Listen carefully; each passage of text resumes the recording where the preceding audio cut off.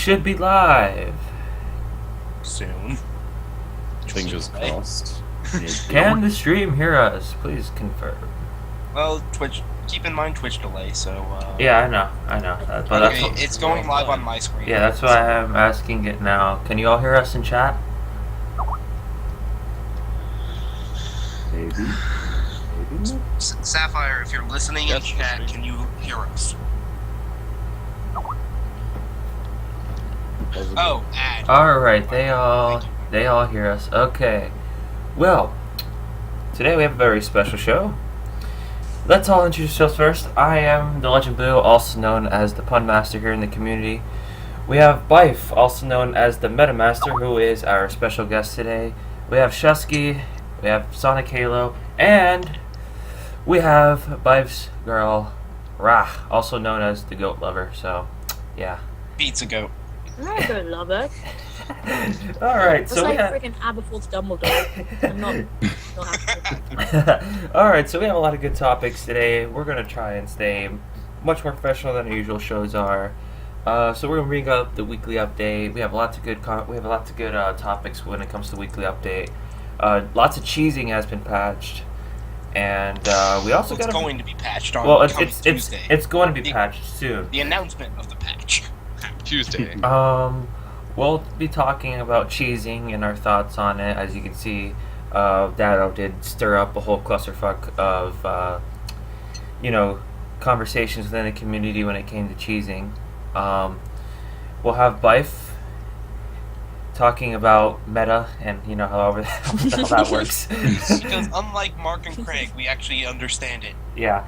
And we'll talk about Bungie's gift that they sent us that most of us dismantled because we probably got some crappy fusion rifle that we didn't want. But we still appreciate the effort. Alright. So before I start, a quick note on the cheese. Honestly, Bungie seems to be removing cheese wherever they find it. You'd almost think they're lactose intolerant. You're on, Blue. Fun time is coming to an end for you. Well, you want to know the difference between Bungie and Hasbro? Bungie has more Nerf guns. Oh my god. Oh my god. Okay, no. Instantly I lose. I had usually Alright, so let's get into it. We'll be talking about the Bungie weekly update. So, Bungie, most of the team has returned from the holiday break except for Deej, who is still in Old Chicago. And Deej, if you're listening to this podcast, you still owe me a hot dog. So I'm waiting for that, sir. The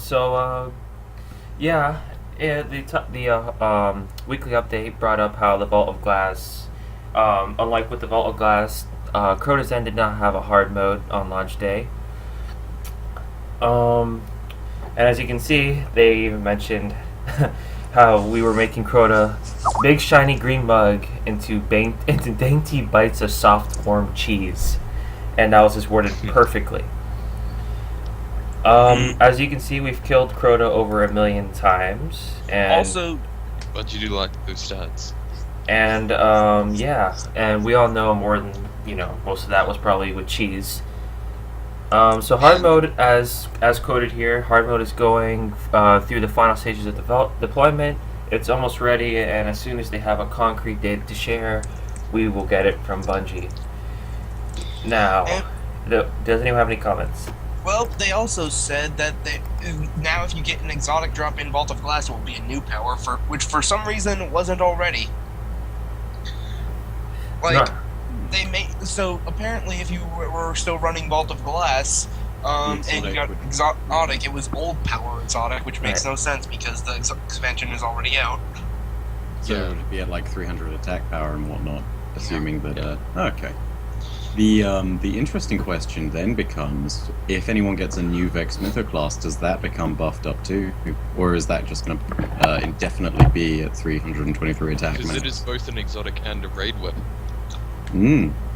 Interesting question. Also, speaking of raid weapons, I really want a system where we can upgrade the old raid weapons to new legendary power. Oh, yes. I think... Me too. Please, I want a 331 attack Fatebringer.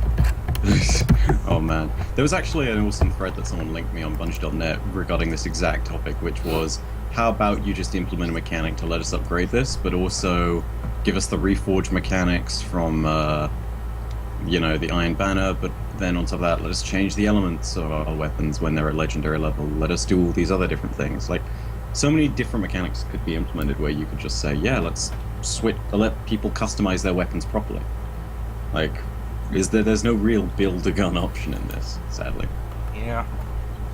Like, I want my weapons to be mine. Right. And, as also, they mentioned the Iron Banner is going to be coming back in 2 weeks, and it's going to have level 32 gear as a reward. Let me get to that! Okay. They are putting the, okay. Yeah. I don't know, Blue's supposed to be saying... let me talk. Alright, so, I don't want to sound like, I want to talk the whole time, but, want to stay on topic. So anyway, going down the Bungie Weekly Update, Crota will be getting some updates. The existing pit treasure chest moved to killing Uryet, the Death Singer. She has a chance to drop exotic weapons, armor, class pieces, and radiant materials, which is really good, and it's something I wanted because killing a Death Singer really wasn't worth it, and it was kind of annoying getting nothing from killing that bastard. And also, the pit treasure chest will now contain radiant materials. So, yay for more radiant materials, because we all know we don't have enough for that. Well, I'm just glad that they didn't touch the Abyss chest, because I like being able to log in every week and have a chance of getting an exotic. I thought that's what they did move. Yeah, they did. No, the Abyss chest, the one at the beginning. The first chest. Yeah, that's the one they changed. Yep, that's the reward What? move, dude. Yeah, that's the one they changed. So now you have 4 loot drops in the No, I entire thought... raid. No, they said the pit chest, which is the one Yeah, that's after what the they gauntlet. meant. That's exactly what they meant, dude. No, the one after the gauntlet. I mean the Abyss one at the very beginning. Yeah, that's the one that they Mm, changed. Sure. No, Because they they go said the through- pit. That's the Abyss. Yeah, but no. I think they're going through the entire thing in chronological order. So they start at the very beginning of the raid and they say, these are the bits we're moving about. And But then the pit is the part notice... right before the Crota fight. No, Is you're it even still called not that? here. You're still not hearing me. They're doing the updates chronologically, and that's how they're talking about them in this update, then the chest they reference as being moved to the Death Singer is going to be the very first one that you could occasionally dip in and get. And it doesn't Which surprise me, honestly really. they should. Yeah, it doesn't surprise me they changed that at all. I mean, it was... Like, really, how many I people... could get it on my 28 on the Titan. It was not hard. It's basically, every week you had 3 chances at a free exotic drop. I mean, I got a full Forceman out of that thing with literally no effort. I don't think that's right. I feel as though, especially if exotics are going to... Though overall, there is now more loot and a reason to kill Uryet. Yes, but I liked being able to log in every week and not being able to have a chance. But it's But that's okay, not- now you can raid. Now you have to play the game. Oh, what I a still shame. haven't done the raids, thank you very much. Yeah, me neither. I don't mind. I've found that it's really hard to get a team that will be willing to do it legit. So I think the changes And I'm not are going gonna on be any of the really good. LFG sites because I don't like randoms.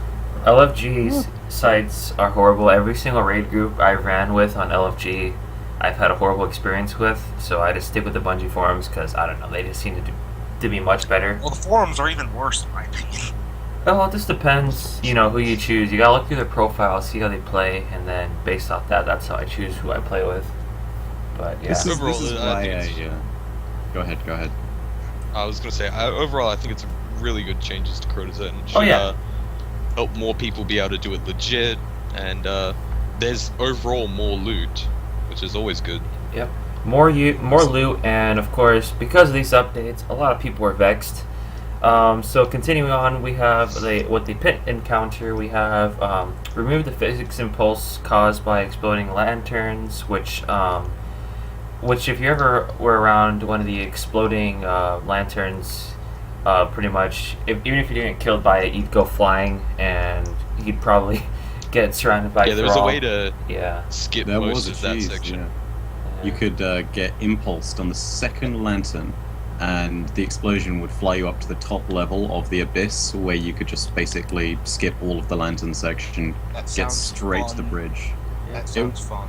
It was another cheesy little thing, but it was very hard to get right because you had to stand in a specific spot and do all these other silly little things. But yeah, you could most certainly cheese it, and you could, if you had the right stealth combos. And I think the legend himself, who soloed the entire raid, he uses this on a legit run. But if you had the right stealth mechanics with your gear, you could just sit there and not fight any enemies and wait for the bridge to form, and then you'd be absolutely fine. And yeah. again, I soloed up to the bridge on my Sunsinger using solar grenades and sunbreakers, but that bridge part is really tough without the stealth. oh yeah, Which is there is still a way to cheese that basically. If you stand on one of the rocks, there is a there's a certain point where nothing can get you except for the ogres, and at that point it's just a case of, okay, I guess I just sit here and kill ogres. And there's only 2 of them that spawn, and the rest of the stuff, again, can't hit you. So, I mean, there's still work that needs to be done, but editing the kind of terrain is much tougher than the mechanics, I I suppose. still wish that we could use our sparrows down there. That would be fun. yeah. Still that, waiting on that. Yeah, still waiting on that raid section where we're getting chased by a The giant boss. Yeah. Alright, so talking about the bridge encounter, players now be required to cross the bridge in order to complete the bridge encounter, and players will now be required to wait for the bridge completed prior to crossing with the sword, which, of course, nerfs most, if not all, of cheeses for the bridge. But, you know, the Bungie community, they always come up with a new cheese either way, because that's just how we work. So with the Death Singer encounter, there's a rare case where the Shakers are not spawned, preventing players from reaching the Death Singer, which I did experience once, so I'm glad they fixed that. Yeah, it's not fun to wipe Crota's end. Pun. Crota encounter, the 2 sword bearers will no longer spawn at the same time at the outset of the encounter. I didn't really count that as a cheese that because wasn't- it was more. no. That was more like that was just killing it fast enough, proving your skill. Yeah. Even so, I mean, it's kind of like with the randomness of the teleports on the Atheon fight in the Vault of Glass, you know? If there's a tiny little mistake or hitch that's been implemented, you should do your best to fix it and make sure that you're on top of that. You know. Bungie wants to allow for multiple, well, maybe not very drastically different multiple ways of defeating encounters, but they want multiple ways, but for all of them to be relatively the same difficulty. If there's a abstract way of doing something that just makes it a hell of a lot easier, even if it's not necessarily cheesing, it's the kind of thing that they want to patch, from my understanding. Which kind Absolutely. of defeats player creativity in that sense. Yeah, but it's not. I don't They count want you to cheesing as have player difficulty and That's, creativity. you know. It's a raid. Raids are supposed to be challenging. I mean, they're the most difficult, but they're also the most fun thing in Destiny, because really they're the most unique thing in Destiny. Unlike with Strikes, where you just have a bunch of AI and chasing you, and you have these bullet sponge bosses, you know, raids actually offer a unique challenge that the rest of the game lacks, which is why people enjoy raids so much and do them every week. Not just for the loot, but because, you know, people do enjoy raids. And I know Oki, he's done 6 raids so far this week. And, Oh you know, yeah, the guy is completely nuts with remaking his characters. Like, Oh wow. we've literally stopped and said to him, dude, I understand you want the raid chest, but stop remaking these accounts. And you know, he'll be able to do it, but he loves the raids for the mechanics too. It's true. I think And- everyone who actually experiences it, the most fun you'll ever have is go into a new raid first time and just experience it totally blind.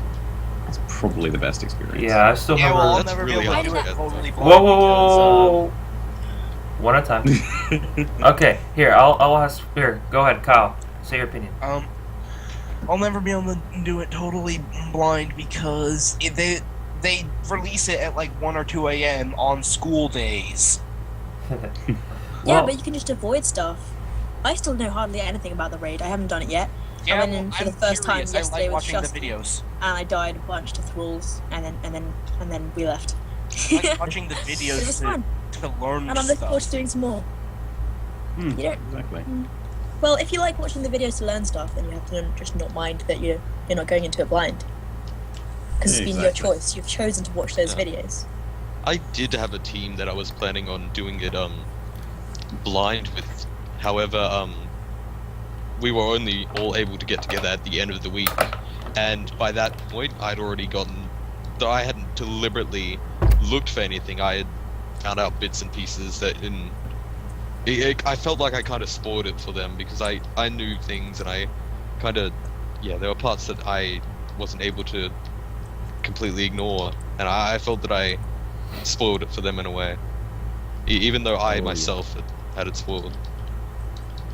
Right, and I think the exact same thing sort of happened to me, but in reverse. I went in and immediately I got a team with Peasant Guard guys, and we ran in and did Critter's End literally within 20 minutes of it coming out. We started.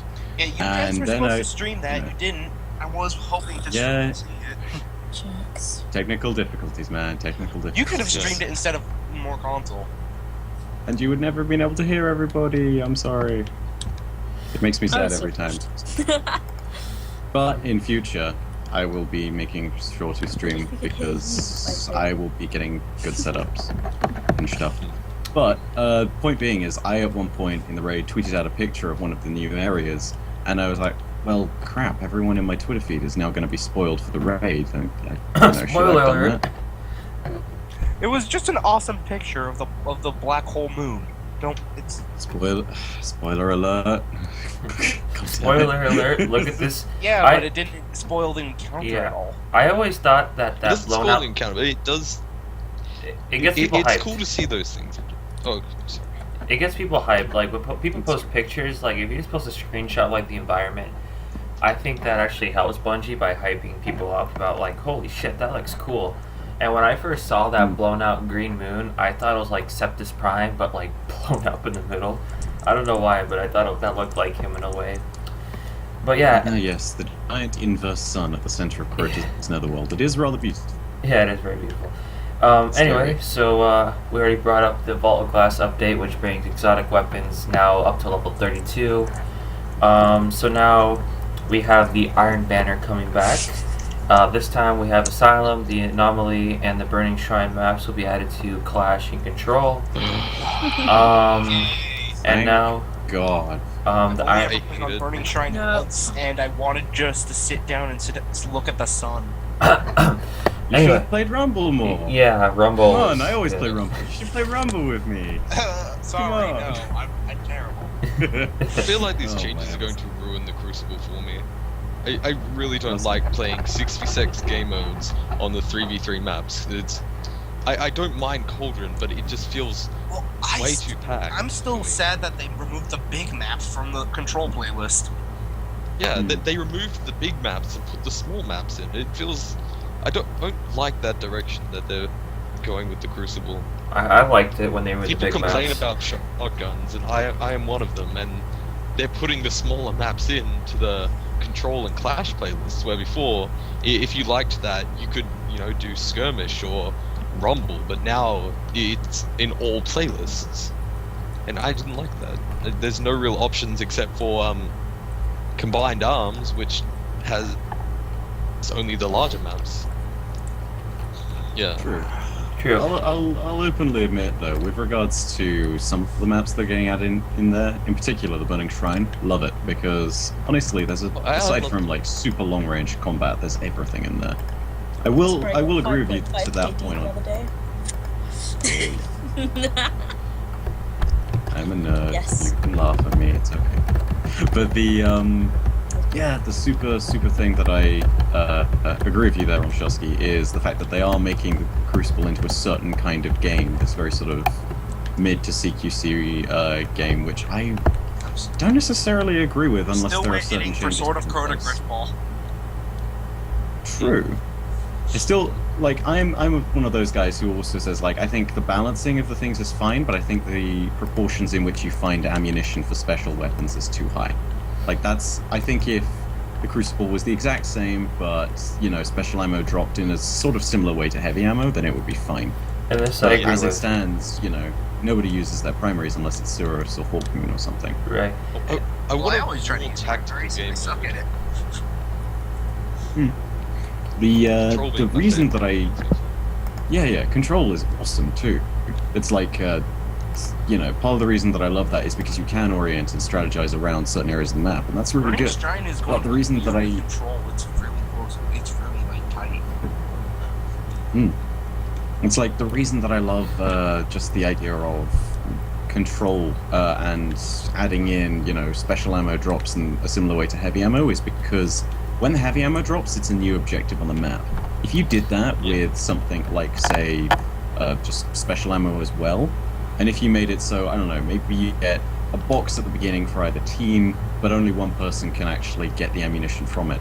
There's a whole new set of tactics to that, because now if you're communicating with your team, you then have a set of tools at your disposal. You can have one person designated as that guy who is going to snipe or However, most teams don't communicate. Yeah, it would make a lot of people mad because most people don't communicate in Crucible. I've never had a pre-made team, and practically no one uses the team chat. match-made chat. And most people just run around fusion rifles anyway. It's true. Yeah. So either way. Anyway, my point's no, go ahead, finish. Sorry, I'll stop talking. Okay. No, finish. The only thing I was going to say was that, if you do have the special ammo become another objective, it does mean that you then get a much more tactical game mode, and it means that people won't necessarily, use shotguns 100% of the time, and Well, I think they should make it. I think they should make it a choice. Like, there's a playlist with that, but there's the normal mode as well. More choice generally in Crucible would be quite nice. It would be nice, Yeah, let me vote on maps so I can hardcore. reach. Yes.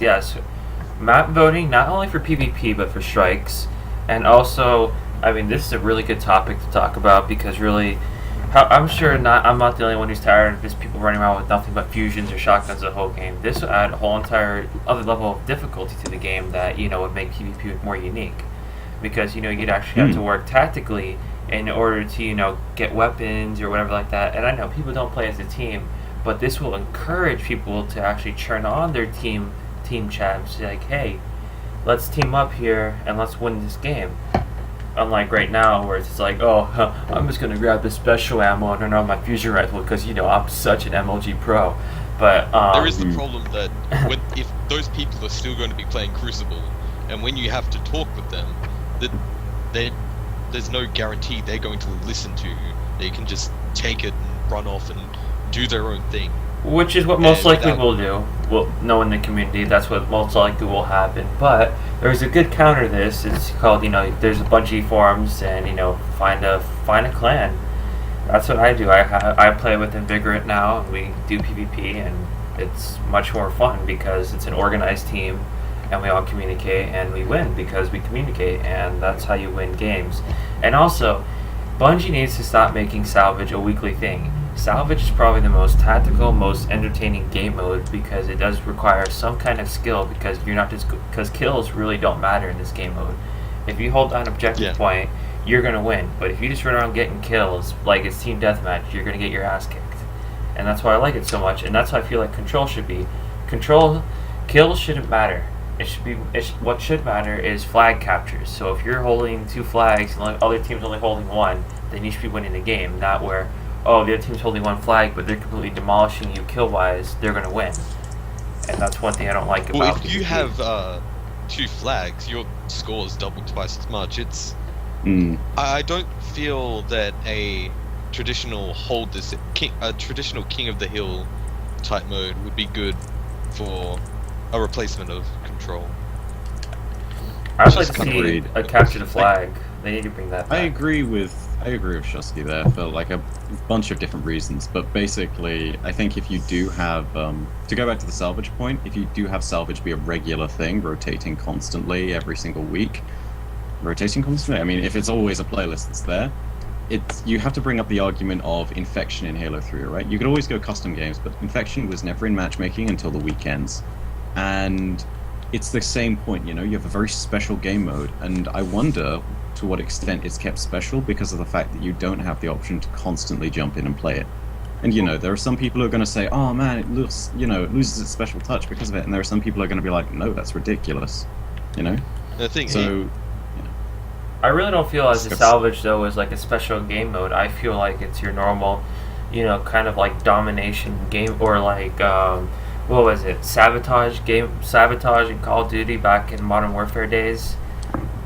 they had that where you'd capture an objective and you have to hold it for a certain time. Like, I enjoyed that game mode, and just having it in, Destiny was really entertaining. So I don't. I think what would be good for like a special kind of game mode would be like, I don't know, capture the flag or something like that, or just drift ball. Or I don't think that would work, but you have your imagination. The sword works as a gravity hammer and a sword. Have 2 weapons in one. Yeah. My gosh, that would be So kind of yeah, ridiculous. unless anyone else has any more comments on this, So we can have Jedi duels. we're gonna move on.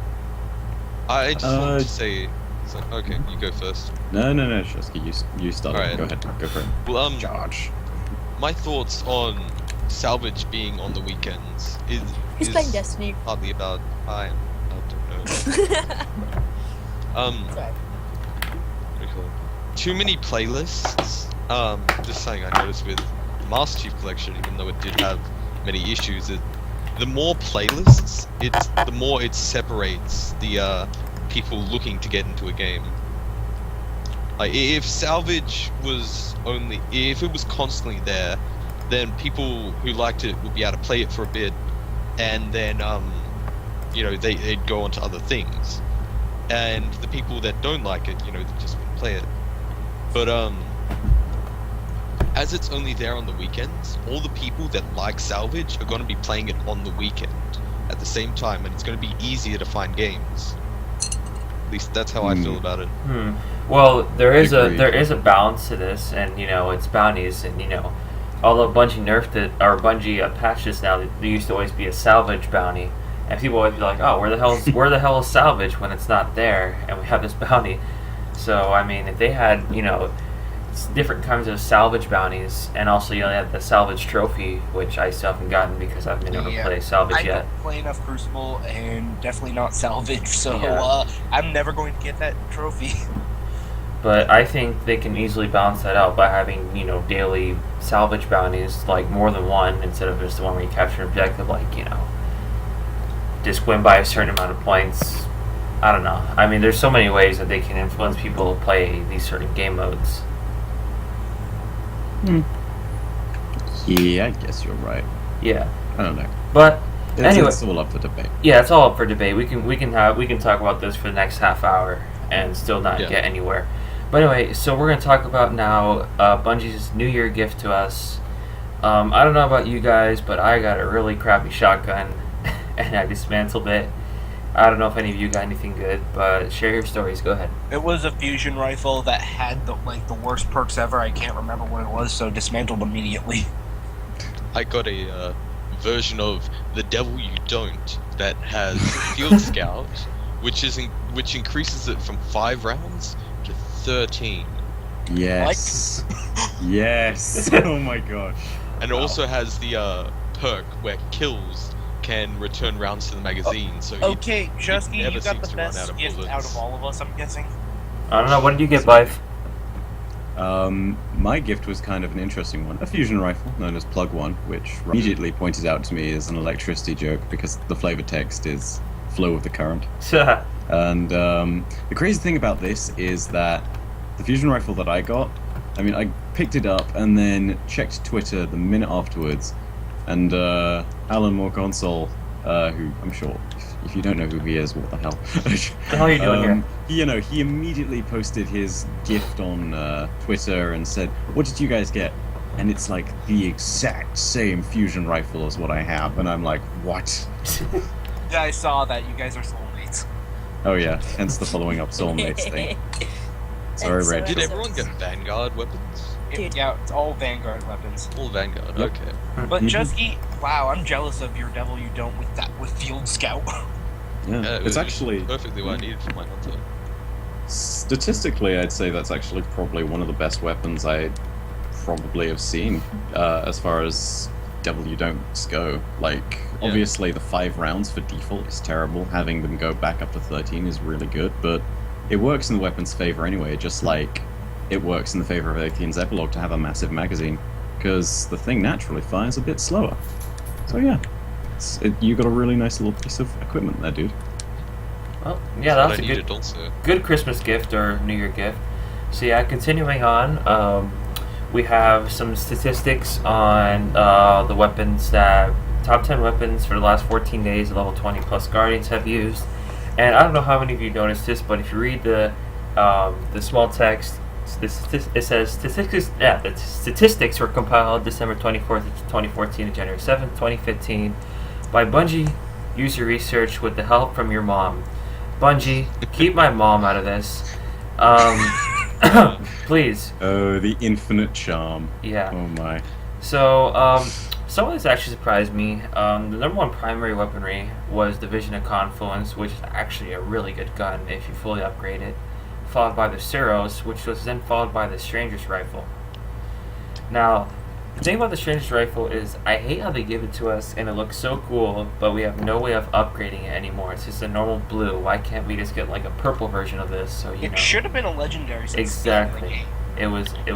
I mean, then everyone will have running around with a legendary weapon, but then again, they sort of just hand out exotics like it's nothing. But That's kind of true. The what I was initially surprised by so much, and I realized when I did this, like, how much I play in the Crucible and whatnot. The minute that I saw Vision of Confluence at the top of the list, I was like, oh, so this is PvE 2, right? yeah, Because if you go into the Crucible and you're using Vision of Confluence, it's quite a tricky weapon to use. yeah. And obviously underneath that they had an amended PvP list, so... If you use a pulse rifle in PvP period, you're gonna have a bad time. Hey, I disagree with that very much. I disagree Red Dead, too. all the Have way. you seen... Well, have you it seen depends. Bad Juju's new perks, dude. There's a really sick efficiency build you could do with that. It's not Red I'm Death, sorry, but it is stop. good. What has Pyro done to? He's our he's Nightbot? trying to add a Nightbot command, but it's failing hard. He added Dado's Hawk Moon command to our Nightbot. Oh my god. God damn. This is what happens when you have someone who mods for multiple streams. Uh, Oh gosh. We love you, Pyro. We love you, Pyro. what really surprised me was that the Vex Mytho class It's only number 8. Number 8. Yeah. Well, no, that it is even on there. I didn't realize it was as common Everyone as that. was using it for the raid at first. Yeah, and then Oh, everyone, Oki has like 5 or 7 of them. He has 8 of them. Yeah. Yep. Apart from one YouTuber, I can't really remember what his name is. There's like one guy, he's in Peasant Guard. He doesn't have Vex. Who is it? Okay, I need to tell you guys a story Cool on that face. note. All right, bye. Story time. Everyone, shut up. Get this. Yeah, speaking of Pyro, I was raiding in Vaulted Pass yesterday. We finished our Crota's End runs, and then Oki says to the whole group, like, hey, do you guys want to do a run of Crota's End, see if they updated the loot tables and whatnot? class. And then I'm like, oh yeah, sure, I could get a Mythic if that's the case. And we run through it. Alan, more console's not here. We're 5-manning it as a result. And that's fine, because we've got a bunch of level 31s, 32s. We're pretty competent at this point. We know what we're doing. So even if one of us dies, we still get through it just fine. We are at the last 3 minutes of the Aethian encounter, and Alan joins. And he's like, oh man, sorry I can't help out, guys. I mean, it spawns me and I'm just dead. And we're like, oh, don't worry about it, don't worry. And I'm like, okay. Time to see if I get a Mythic Blast. I get a Mythic Blast. And then I see no yellow in the kill feed, so I'm like, oh, damn, not again. And then I hear Alan sniggering off in the corner, and I'm like, what did you do? And having joined the raid for 3 minutes, Destiny's RNGesus decided that Alan had proven himself worthy of earning not just his first, not just his second, but his 3rd Mythic Blast. And how many do I have? 0. I have a slightly worse, but very similar horror story. We need a slow clap from the stream chat, please. If I may say so, before you start yours, Shusky, I would also like to point out that of a raid team of 6, I've sat through and watched all of my other guys get a Mythoclast. Oki like 8 times, and I've not got one. So I don't know. I feel pretty self-righteous at this point. Pro tip: And don't so raid I with don't don't raid with Oki, or else you won't get a mythical class or anything Yeah, I nice. Loki or more console. Yeah, no, I'm slowly starting to discover this. Ugh. James, I- you should I raid still on haven't Xbox. gotten one either. You can get Mythic Class there. All right, You let's. know what? Law says that I'll raid on Xbox and get one the first time I run through because, you know... Like how things- Dado got both of the raid machine guns. Pretty sure that's. I don't know. He tweeted something about having never got Corrective Measure or Song of Ur-Ute on PlayStation, but his first time in Vault of Glass and first time in Coda's End, he got both of them. Crikey. That does not surprise me, given Destiny's RNG. It really doesn't. But then again, you know, RNG is kind and cruel. I'm still kind of RNG's salty about Pyro the first time thing. Again, I have more right to be salty about that than anybody, because I was Well, the guy I was there too. I was level 28 and then 29, level 38 on fight at the same time as Pyro. I should have gotten one. Uh, Oh man. So sorry, Alright, read over Shusky for a million times. Go for oh, it. it's fine. I was gonna say the one time that I've actually gotten a completion of Vault of Glass on hard. I won't say I beat it because it was pushing Atheon off the edge, and though I've always disliked it, when that's the only option I have for a team that will be able to do it on hard, I just put up with it because it is hard to find a team to go through, and I'm decent on normal. I am pretty good at it. I'll lead teams through, but I'm just not able to find a full team that's competent for hard mode, even though there are a few people that I know could do it, but aren't quite confident in themselves. But anyway, Pushing And- Atheon off the cliff took longer than actually doing it legit. yeah, but it Well, if only you did it required right. it only required two, or it only required one competent person or two, and so yeah, it was me and one other person basically spent half an hour trying to get him off the edge, and it was with what do you call it? The other people trying to help occasionally. And until eventually we did it, I was glad I'd gone and freaking not beat it, but completed it on hard, and I was like, yay, finally, maybe I'll get something good. I got the hard mode ship, and I believe Chatter White. That was it. So someone else in our team, the guy who was genuinely AFK for the entire thing, got both the Mythoclast and Patience in Time. And Timebreaker, if I remember correctly. And that's when I realized I'm not even going to bother, even if it is the only way that I'm going to be able to complete it on hard. I'm not going to choose it because that was just, yeah. Burn. Yeah. Super burn. Would you like some cold water for the burn? My god, that sounds terrible. You're gonna need a sensu bean for that. Yikes. Yeah. So, Oh my. what surprised? Anyway, going back to this chart. What surprised me the most is the heavy weapons and how the number one most used heavy weapon was a blue. I would think Gallahorn used to be number one because everyone hypes Gallahorn up. Yalahor. Yeah. And- Yeah, but not everyone has it. Yeah, not But everyone how has do you yellow. not have it? It's been and Zero I has don't had have it it. twice I yet. don't have Now he has had it twice. RNG. He had it twice at the very beginning of Destiny's life cycle, when not many I didn't people have realized Destiny. that you could. Yeah, exactly. Some people never. I had didn't buy it Destiny. either. Other time, people but didn't have somehow strange I managed points. Yeah. I mean, like another good example is Red Death. Some people will say, "Who doesn't have Red Death?" But I don't you gotta have realize it. And I love exactly. pulse rifles. He only Yeah, brought it was Gallahorn sold once. I weeks. wanted to bring it again. It was No, sold Red- weeks Red 1 Dead and was 4. twice. Yeah, It's been week sold one. twice, and as a result, you don't see a lot of them. You know, other than that, you can find it in a few chests, you can find it in drops from Nightfalls, but the chances that people have had to get Red Death are really, really low, and it's the same with Yalahorn. But in the case of Yalahorn, it's even more kind of exasperated because heavy weapons are intrinsically, I'd say, a little bit more rare than primaries and specials because there's fewer of them. So yeah, it's not too surprising that it's honestly a blue. I suppose I'm surprised that it's a blue as opposed to a purple, but I suppose I'm not surprised that it's not Yalahorn. Let's put it that way. Oh, Realistically, it should be probably say it might be truth small. because of how Truth. many times Xur sold it. oh God. With all the Realistically, new you players- should just. Realistically, it should just be Void Fang vestments. We should just all be throwing Void Fang vestments at each other, right?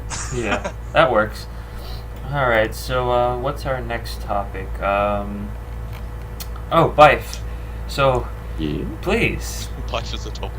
Yeah, Bife is our topic. Let's talk about life. Let's talk about meta talk. We'll have a good talk on meta. Okay. What? What the? What the fuck? There- What? The there a- RVP meta. I think I'm gonna have to kick someone from this chat. Is there a dog? What's No, going I was I trying think to he's imitate becoming the infected. RVP meta. Oh, No, that just sounded like a dog ate someone's microphone. Sorry. Oh my. I'm sorry. It's okay. Well, God I guess if I'm gonna talk meta, then I guess I'll have to explain what it is first, because some people get what the meta is and some don't. So the best way to explain it is, you remember the days when everybody was complaining about Surus regime? They still are to quite a certain extent, but do you remember the days when it was really, really prevalent? And there was a lot of call to buff it in the Mythoclast, right? Right. That plus the whole fact that people use shotguns and fusion rifles, combined with the fact that you get certain weapons and tactics that are used more often than others, it constitutes what's, a set of tactics and choices that basically culminate in what is commonly called the meta. It's, the most common choices, it's what's being used right now, the sum of all your options, which leads to certain probabilities of people carrying certain items and tactics into games. That's a bit of a weird way of talking about it, but it's essentially a way of just saying, like, what is the most likely thing for this guy to shoot me with? Or what kind of tactics is he going to use? Is he going to be blinking in with shotgun? Is he going to be, using zone control and getting in there with grenades? And yeah, it's basically something that shifts around. And the best example, I suppose, of this would be for when you have specific nerfs or buffs, or when certain weapons come into their own, when new weapons get introduced, when some weapons, if they're not balanceable at all, get removed entirely. There's a lot of different things that can affect the meta. So Another good example would be from the alpha and beta to the main release, hand cannons. oh yeah, the big shift from auto rifle to hand cannon, that's a big shift in the meta too. That's another thing I really should point out first. I would like to say that it may be a horrible thing to say, but I think I have a slightly better explanation of meta than what Bife gave just now. Not Go to for say it. that it was bad, simply, but No, I'm open for critique. Go for it, dude. it's not entirely my own, as it comes from. I used to play a lot of League of Legends, which is all about the meta. It's pretty much the game, though it didn't start out that way. It is now built around the meta, and it was explained.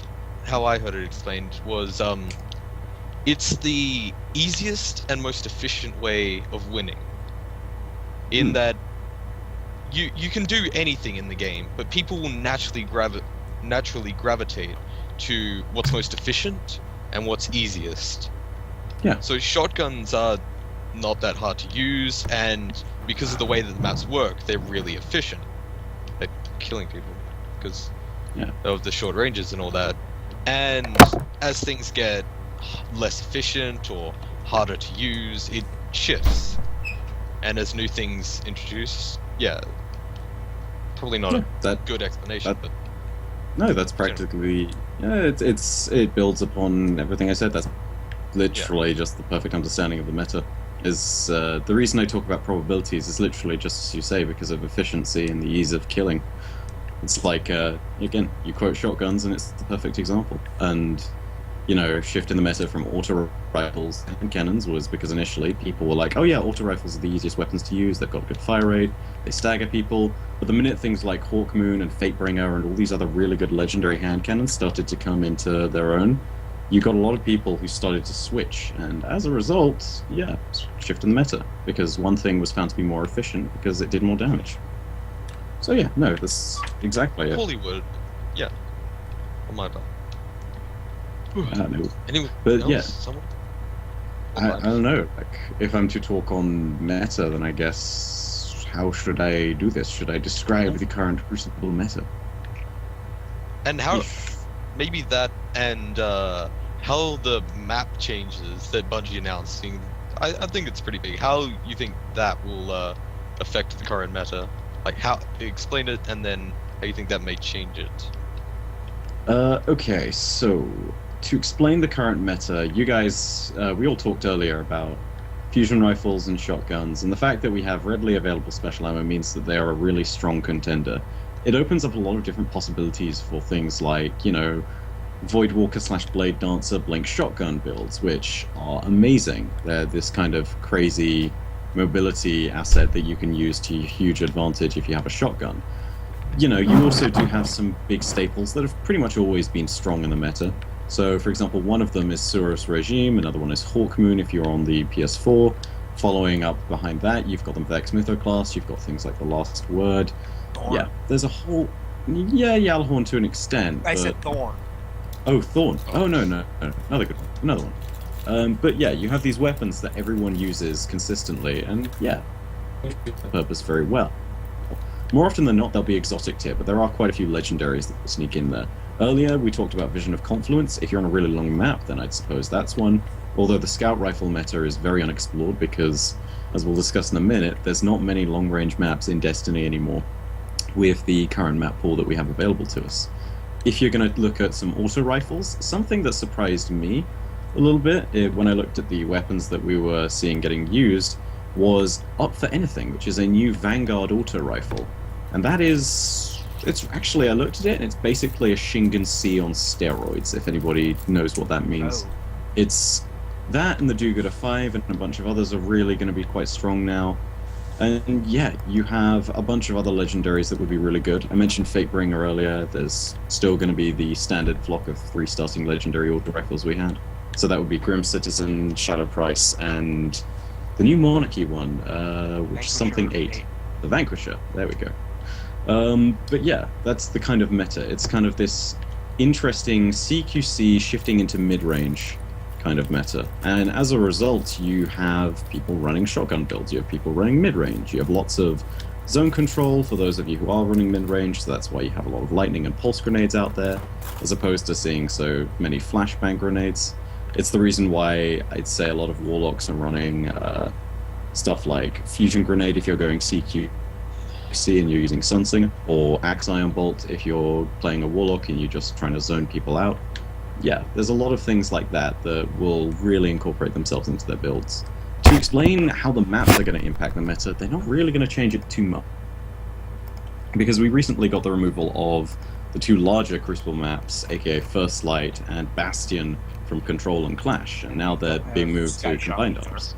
Yeah, Skyshock isn't in there either. So you have this big where all these large open maps used to be, and Scout Rifles had a lot better time on there, auto rifles suffered a lot, hand cannons are kind of versatile, pulse rifles I think did slightly better on them too because they have slightly longer kill times. You know, there's a lot of difference in that, but adding in these 3 new maps into Control and Clash, aka we're taking Asylum, the Anomaly, and the Burning Shrine, and adding them into the Crucible Standard Control playlist, it really changes things up. You now have a whole bunch of long-range maps replaced with a whole bunch of CQC maps, and I say it changes it up in terms of the map pool, but in terms of the meta, it does practically nothing. You still have a super CQC-oriented meta, or a super mid-range-oriented one. There is no long-range meta anymore, which is a little... it's irritating to say the least. It means that... oh yeah. You're not going to see Icebreaker or Patience in Time anytime soon. Although I will say, that's not to say that sniper rifles are completely useless. I mean, there's still going to be a lot of effective options out there. I will say, I've gotten mad when I got sniped by Patience in Time by an invisible dude on the very outskirts of Rusted Lands. Oh yes. Rusted Lands That and happens. Shores of Time are my 2 favorite maps. Oh, like, well, Rusted Land, Shores of Time, Burning Shrine. Well, for Control, they don't have Burning Shrine on the Burning Shrine's nice. They're adding it, but yeah, right now they don't. For Control, yes. I also play a lot more Rumble, which is why I have preferences towards that as well. I don't. So yeah. Zoom type.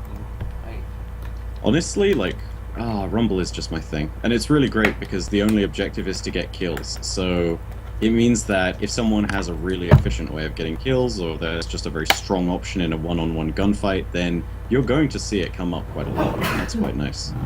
As for the 3 new... Go ahead. Okay, yeah, I was gonna say I don't get what I look for in the Crucible from Rumble, which is generally I want to be not particular. I'm not going in there to get stacks of kills. I'm going into there to be fighting people. In basically, I don't want to be running around with shotgun, getting unaware at people. I want to be engaging on people in a way that they're going to have a way to react to me, and basically, I don't like. I don't Kind of an feeling like escalation I've of done it. tactics, right? I guess I don't like feeling like I've killed someone and they didn't have a chance to react. I want to be able to. Just, I'm bad at explaining that. Well, It's I like. kind of like the dance, am I right? It's like You the know? time to kill, like Yeah. actual like real battles. I want like that in, Halo. in between the start of an engagement and when eventually someone's get killed. It's that period of time that I look for, not the eventual kill or the score. Yeah. Mm. Like You're Halo, you can really get some good battles going in Halo. Yeah, Hmm. that was As always opposed to what I Call of enjoyed Duty, those. where it's start, dot, finish. You know, there is no Yeah. time in between the two. Yeah, I absolutely get what you mean, and that's what's kind of nice about Destiny, because it is as was described ages ago, and it's completely true. It's a nice in between, but if you really, really try, you can extend those battles with, you know, what I would call the mobility paradigm, and just, you know, using all these things such as blink, such as double jump, you know, the ability to jump around corners, stealth away, get out of there. All of these different effects that you can use, and those are things you can use to artificially lengthen your engagement, and it gives both players a lot more tactical options and headspace to think, and it creates what, you know, I call it the dance, and that is basically, you know, oh man, he's on the other side, what should I do? Should I just run straight in there, or should I approach from the side? Should I, you know, be coming up from on top? You have this variety of options, and it's up to Those are the both times players. when the better player comes out. Exactly, because the better player is the one who can actually, you know, understand his options or her options, and then grasp the one that is most likely to be successful. And you know, sometimes you're going to fail no matter what happens, right? But it's a proof of you being a better player over a very long period of time, and it just lets you sort of grasp these deeper mechanics to the game that occasionally will give you a slight edge. You know, there's a lot of skill that comes out in the longer engagements. So yeah. If Yeah, I'm gonna try using truth in the way it is meant to be used in Crucible. That's fun. do you mean as in taking it, locking onto someone very briefly, dragging it upwards, and then releasing and making it work like a javelin? Yeah. Yes. That's quite fun, I'm not gonna lie. If I'm going to talk about the 3 new maps and how they edit the meta slightly, it is literally just an offering of one of every kind, you know? You've got Sky Shock, which finally reintroduces some long-range combat. If you are dying for some sniping, just go on Control or Clash as the playlist for the Dark Below PvP, and go ahead and wait for Sky Shock to come up, because, oh my gosh, it's a fantastic map for anyone who's got a really nice long-range efficiency build they're trying to find out about, and just, yeah, I'll be go honest, ahead. I jump in there. miss the big maps mainly for the vehicles, although the vehicles are really not that great, but I love vehicles, and I just miss, like, I just wish that Bungie had put more effort into the vehicles, like Halo and stuff, and because my favorite maps are the big ones. I That's true. love them, but I don't know. I haven't been on them for a long time. Yeah, because they removed them, and I'm sad. I haven't played First Light in a while. The Well, they're in combined arms, though. They also increase the amount of heavy ammo you get there, and the respawn of the vehicles. It's very focused on, vehicles and heavy. Oh yeah. The thing about it is, I don't think, unless you add more vehicles, there isn't really kind of a way to properly emphasize how important it is. If you get what I mean, because it's tough to explain first, but when you added supers into a game where, you know, you have vehicles, you all of a sudden put every single person who is infantry on equal footing with someone who's not. So you have that huge problem then of, well, why would I use a vehicle? Because someone's just going to super me and it's not going to be any good, and I'm just going to get destroyed instantly. There's no point. And to anyone who says that, you're completely correct. So yeah, that's the biggest problem when you actually jump in and try and consider that. Vehicle maps just are at a natural disadvantage that way. I don't know, it's just the nature of the game having supers. I don't think they can really make vehicles too powerful either. Or Yeah, just, because you know, everyone will compare- when people don't have like their the beta. supers, they would be at an even more of a disadvantage. Exactly.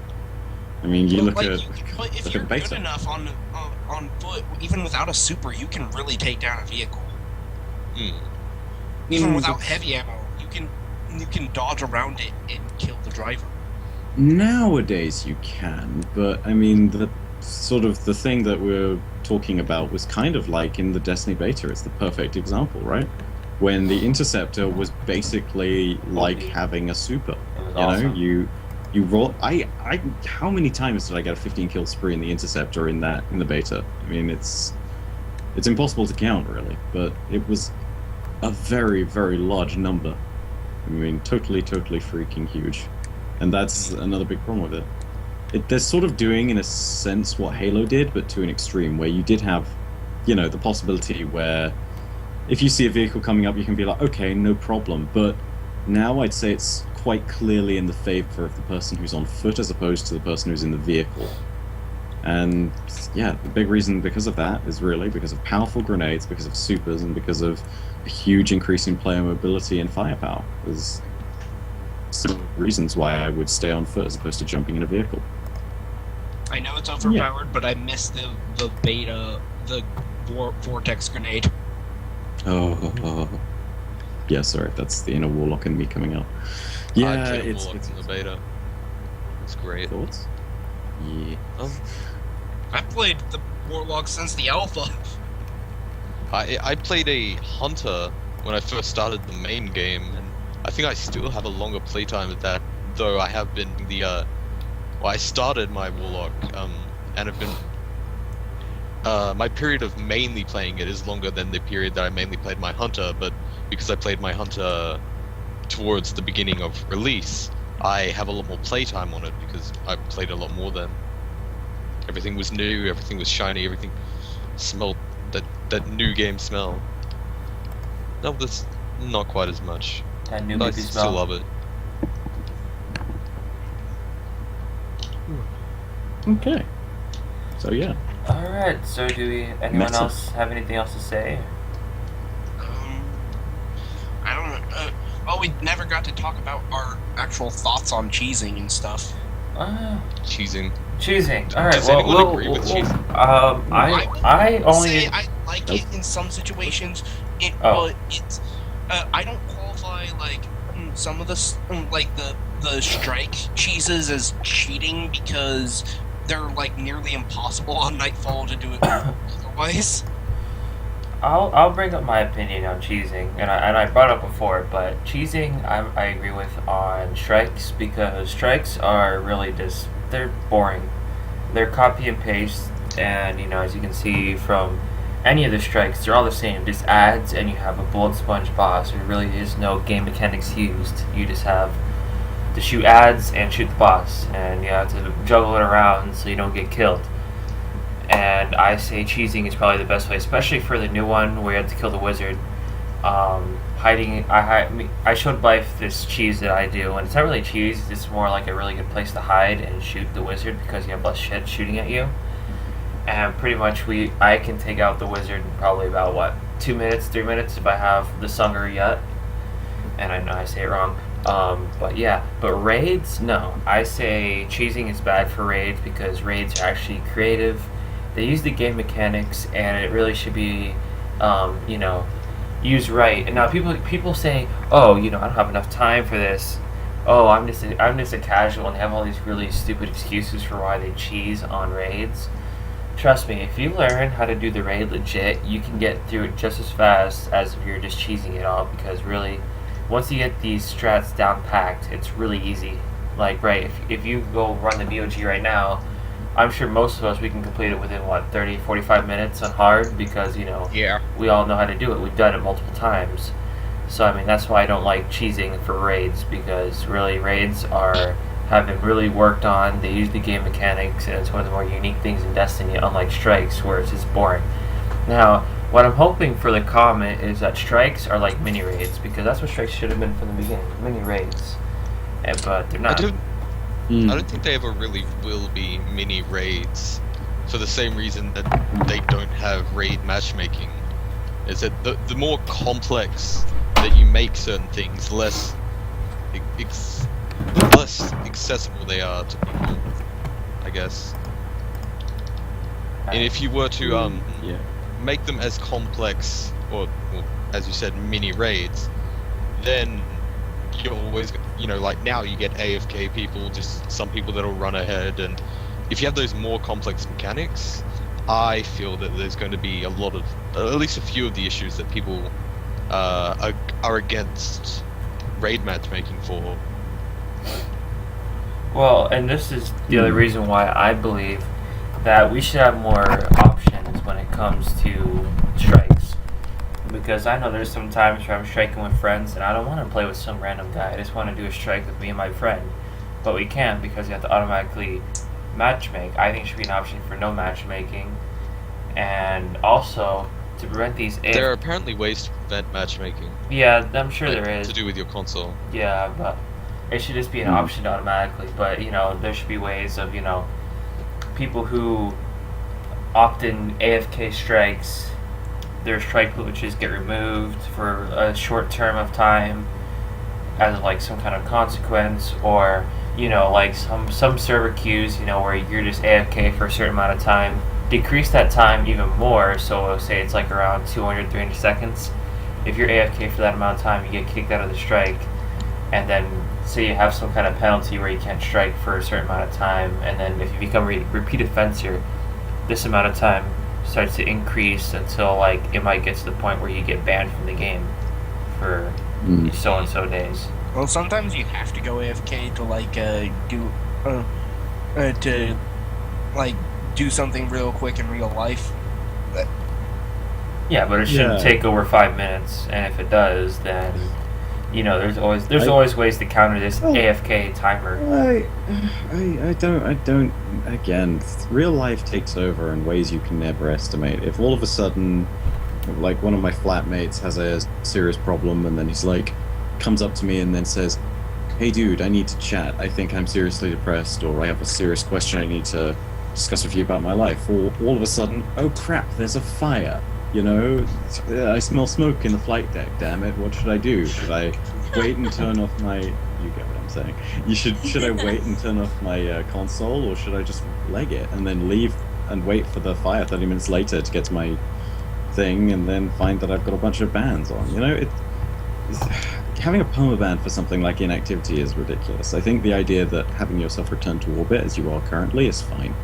On the note of mechanics and strikes, though, I kind of think that if we did have more complex mechanics, it would be better. The big critique of strikes is that, they are just basically one massive bullet sponge boss at the end of it. And lots and lots of ads. Right. And lots of ads. And that's why Go ahead. But the thing about it is, I don't think they need, like, Vault of Glass level of complexity to their mechanics in order to make them better, Like, I mean, think about the Atheon fight in your heads very, very briefly. I mean, just try and contain and count out all the different elements to it. You don't need that, You could have a strike that only has 3 different elements to it that you need to really take account of. And, maybe one or 2 of those elements are quite unique and they make it quite fun. Maybe there's a hive strike, for example, where, the boss has a shield and you can only attack him when, you wielding a sword, much like with Crota, okay? Right. So, you have it that's the case, and that if you kill a certain number of hive thralls, that, the sword just drops. Right, and that's really good, because... nothing super complex. If that's the gist of the entire strike, that would be fine. Yeah, like, I'm not asking for anything super complex. I'm asking for, like, something like Templar is simple. More variety. Yeah, like... It's just something simple like what you said. Just like, for example, like if it was like a Templar kind of, Vex kind of strike, he has a full shield, but in order to take it out, he has to do some kind of certain thing to disable his shield. And during that small amount of time that his shield's down is where you can kill him. but he's not a bullet sponge. You know, he has like a fair amount of HP, so it doesn't become like a whole entire grind to kill the guy. Because, you know, when we were all level 20 and all that, you know, when the game first came out, like strikes, we hated strikes. Like I had to like force myself to do strikes because I was tired of it, especially like the one on Mars. Like that guy's a pain in the ass. And you know, I spent like 30 minutes shooting at him. Dubbed him Rockets McDickface. Yeah, Rockets McDickface. That's pretty freaking accurate if you ask me, because he is a dick. He's an asshole. He can take all those rockets and stick them up his ass for all I care. And you know what? I'm not looking forward to Charlemagne's Vault because we all know that's going to be nothing but rockets flying everywhere. Oh yeah. Boy. This is, of course, speculating that the raid is in Charlemagne's Vault, which maybe it is. It's more likely it will be. More likely than not, I'd say it is. But it made me wonder the other day. I was thinking of that exact same point. Not to like super derail us, but I thought to myself, what if it's the case that when we find Rasputin on Mars, that is actually Charlemagne's Vault, given that he's taken over all the other AI cortexes? Is Rasputin now controlling Charlemagne's previous defenses? You know, this is a question, but I don't know what the answer is. You know, there's no clear indication in the law. I like to believe it so because, you know, the reason I remember I brought this up with you when we were doing Nightfall, where I'm like, I think the next the Cabal raid is going to be in Charlemagne's Vault because, you know, all the concept images and all these places that still haven't been, you know, unlocked yet, or maybe we'll never get because, you know, there's concept, but still, Charlemagne's Vault. And I don't remember the Grimoire card behind it, but I do think that Thorn is there, or something about the Thorn had some kind of major influence with Charlemagne's Vault. But, you know, I really want to see where we can go with this. So I guess we'll either find out with maybe the I forgot the name of the dubbed expansion pack for Cabal. Forge of the Gods. Yeah, Forge of the Gods. And if you think of that, Charlemagne would fit in with that kind of name. So I guess we'll have to wait until then. Though it may not even be in development yet. Well, Well, they exactly. mentioned Charlemagne's Vault so much before the game was released. Yeah, that's true. They were hyping There's a so lot much we of don't. stuff. I'm still waiting for Old Chicago and Europa. I'm still waiting for that fifth species that they dubbed during GDC. I'm really looking forward to the day when there's a documentary for the whole Destiny development, kind of like they had for Halo 2. If you got the limited edition of that eventually explains everything. Not that I'm one of those people that's going on about all these conspiracies, and there are a lot of them, so I can't really list any here right now, but oh god, that's bad. But yeah, I want to know the story behind it all. What I really aim to do is just get more of the actual lore in the game, and I want to be when you drop even just a tiny bit of Destiny's lore into the main game, like something even as inconspicuous as the Thorn Bounty, it opens up a whole other world of sort of different story elements to the game itself. Like, the story of the development is fantastic. I think the lore, though, is the biggest crime, because again, I look through the Grimoire and I can recite an entire story about Toland the Shattered, Eris Morn, and Ariana 3, and all the people who raided Crota's lair initially and died in the Hellmouth, and all of this other nonsense. And, you know, then the question is asked, why is there not at least a cutscene explaining this? You know, you see my point. Huge Hopefully crimes. Bungie finds their direction, and you know, Agreed. now that they kind of know what Destiny is and they know what people want, really, I feel and hope that it's going to slowly move in a good direction. Though it's not really enough to predict anything. True. And the quest system, I'll openly say, is a really good step in the right direction, because it gives you the base There that you should need still in be gameplay terms. cutscenes though with Eris and stuff. Oh yes, agreed. Yes. But it's, you know, step in the right direction. Step in the The right quests, one of my favorite things about that is that is their simplicity, in that they could provide small updates in the future that basically just add a bunch of new quests that they don't really require a lot of resources. They're more fun than bounties, and they're not as taxing as story missions. Exactly, and if it's something like the Earn Quest, you can have quite a lot of complexity to it and quite a lot of stages that can lead to fun gameplay mechanics. But also, the rewards aren't too tricky either, because we each got a thrall skin brace or a nightbone arm or something as our reward for doing the Earn Quests. Like that.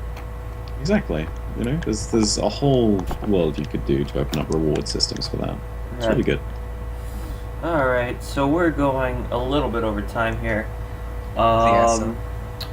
Jerk of the week. I don't know what jerk of the week is. I would say Bife because he was really. I arrived late, Yeah. and That's a total jerk move. it is a jerk move.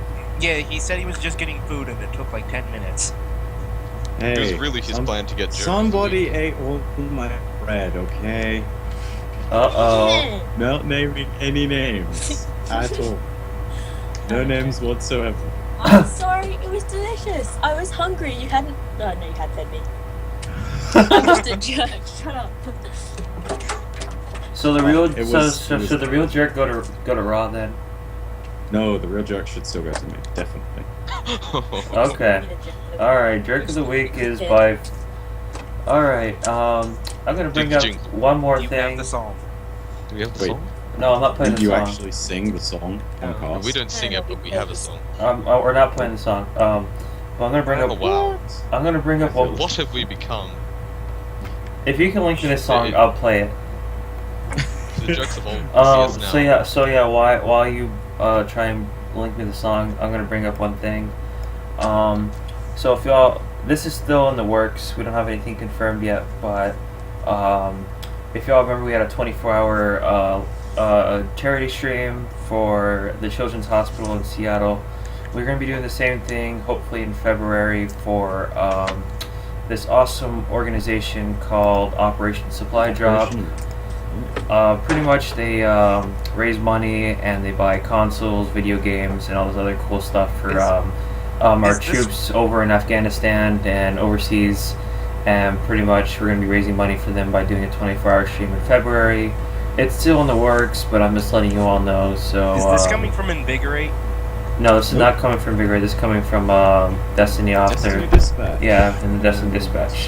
Yeah. Okay, fine. I'm linking the song in the Skype chat. Here you go. All right, so there's gonna be more information released to that soon, but yeah, so just get the word out a little bit, and we'll be next week, hopefully, we are planning to do an MCC stream for instead of a normal episode. Oh, Halo. Because Halo 1 multiplayer is the best thing ever, we discovered. Yes. all right. Except when I'm playing. Apparently. Yeah, you're Okay, So let's that's why we need Steve to get an Xbox One. If he ever listens to this episode. Jeez. Are you any good by it? I played Halo prior to this. I had about a 1.5 KD. Okay. All right, let me play the song. The jerk of the week. Yeah, I'm better at Destiny, I'll be honest. More options. You really outdid yourself. Like a crazy super jerk. You're probably a big jerk every week, but this week you're the You're the jerk of the week. Congratulations, Bife.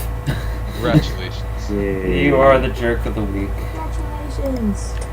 I'm the jerk. All right. Well, thanks everyone for tuning in to Jerkcast, episode 8.5, because we can't count. I'll try and take some corrective measures next time so we can actually count and get these episode numbers correct. Thanks to all of our lovely hosts. Thanks for Byte for coming in and joining us this week and talking about meta, and always good conversation from you, sir. Thanks for all the jerks in chat for coming. Thanks to all the jerks that are hosting today. The jokes Yeah. are in the future. Alright, Indeed. and I guess we'll see you all next week. Goodbye. Adios. Bye. Love you. Adios.